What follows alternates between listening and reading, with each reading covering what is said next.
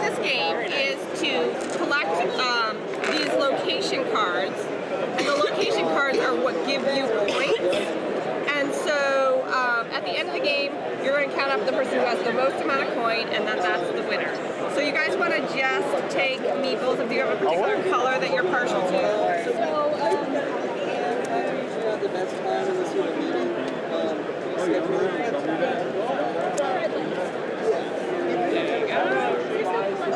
yeah. If you run the side sheet, like we can always. All right. So you will play this game to collect all of these locations until you get to the dragon location, and that's the last location to collect. And once that is collected, the game is over.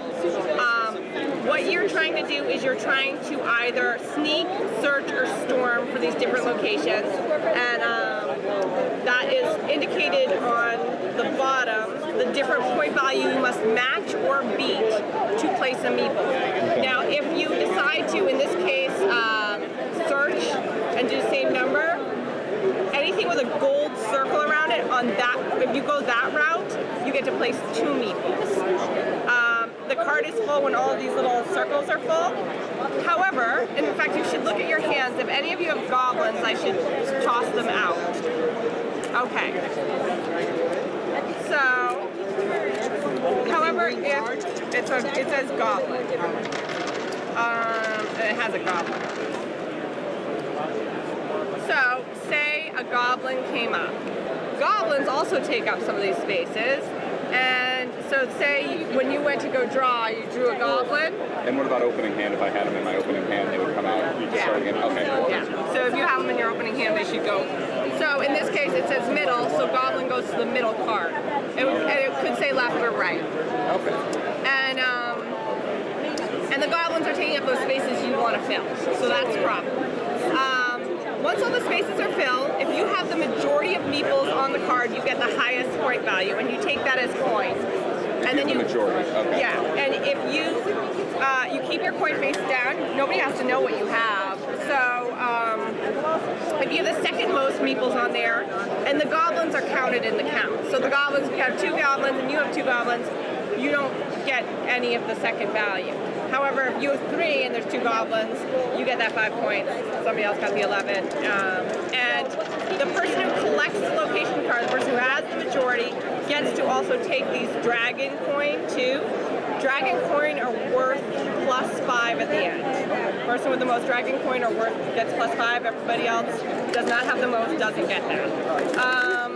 And to clarify, it has to be a definitive majority, right? There's not shared ties anywhere. So if you're tied, you add the points together, you take that 11 and that 5, and you divide it in half. In half, or 3 or something like that. Yeah, exactly. But nobody gets any dragon coin points. Gotcha.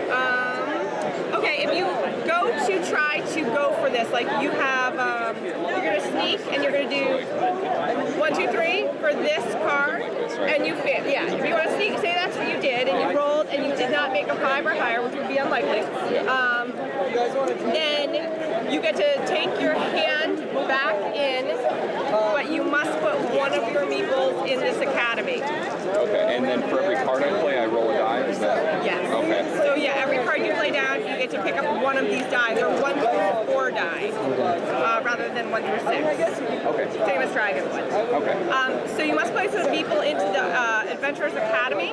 So to do that, if I didn't succeed, I take these back and I put them. You put a meeple in there. Okay. If you did succeed, you discard your cards into the discard pile, and you get to draw 1 card at the end of a successful attempt. On a future attempt to gain one of these locations, you can take a meeple out as an extra, like, so say you won it, and you take your meeple out and you say, I'm going to add one from my academy. Okay, so you can add from the academy. Yeah. And then finally,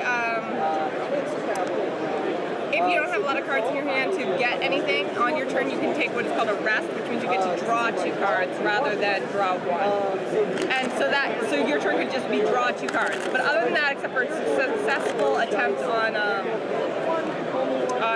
getting it, is it successful or unsuccessful now that I say that? That's the only time you draw.